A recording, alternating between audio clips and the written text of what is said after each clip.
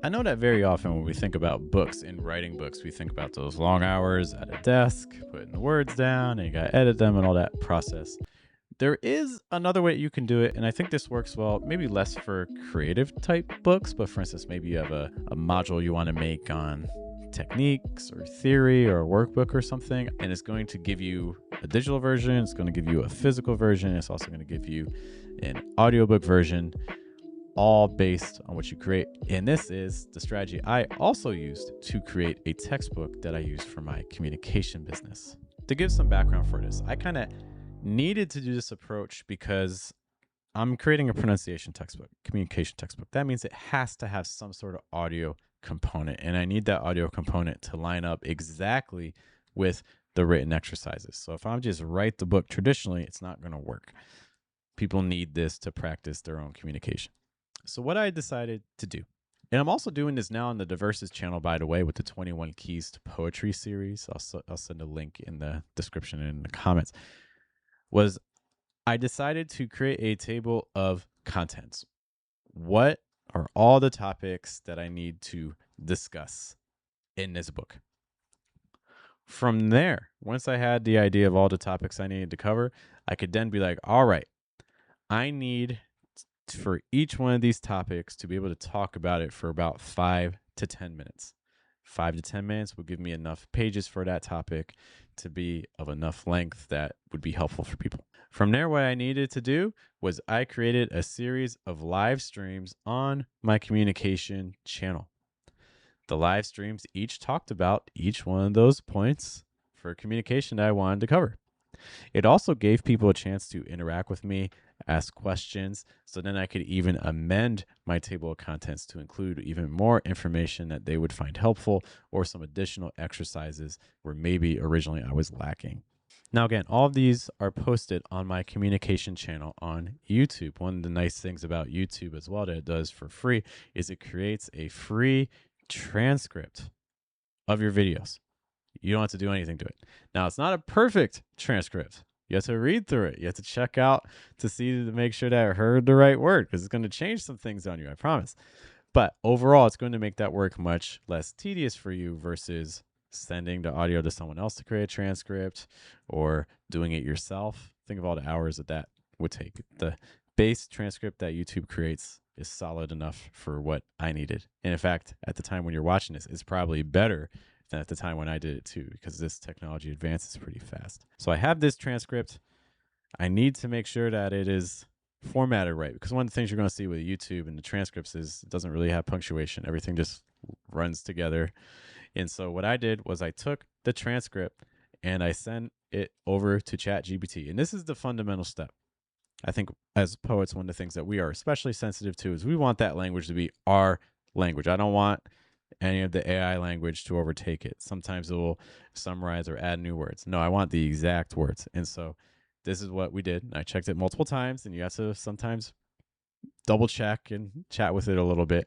But basically, I said, hey, here's the original transcript. What I want you to do is I want you to add punctuation, and I want you to remove filler words. All those ums and likes and uhs.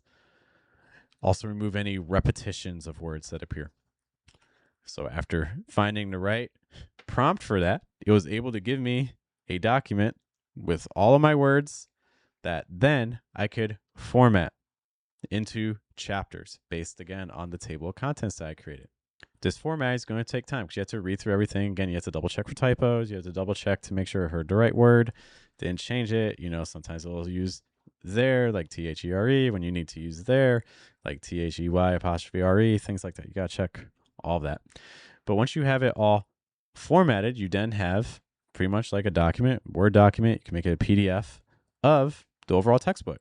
Make your chapter headings, make your title page, everything like that. That in and of itself can become a PDF book or an ebook on its own. I wanted to have a physical book, and I don't have a publisher, so I just went through Amazon KDP. Amazon KDP lets you create a book that you can then print. You do need to get an ISBN number from a company called Bowker or Boker, if anyone knows which one of those ways is pronounced. They're pretty much the only one. I don't know how that's legal. They're the only ones that really create ISBNs, so you need to go through them, unfortunately, if you want your book to be distributable in different platforms. If you just want to be on Amazon, Amazon can give you a free ISBN to put out. Now, to put a book on KDP, you do have to make sure that the formatting is in alignment. There's some things you have to do, and to make sure that, you know, the margins are good. And this is also easiest if you don't have a lot of like illustrations and things like that, just like black and white text, nothing crazy going on. From there, you can order an author copy. It gets sent to you. You open it up, you get it, and then you can start printing off your own versions. It'll also be available on Amazon for people to purchase as well, and they can leave reviews and all that fun stuff. But because I did it this way, I now have the ebook version. I have the physical version of the textbook. I now also have a video book version of the whole book as well.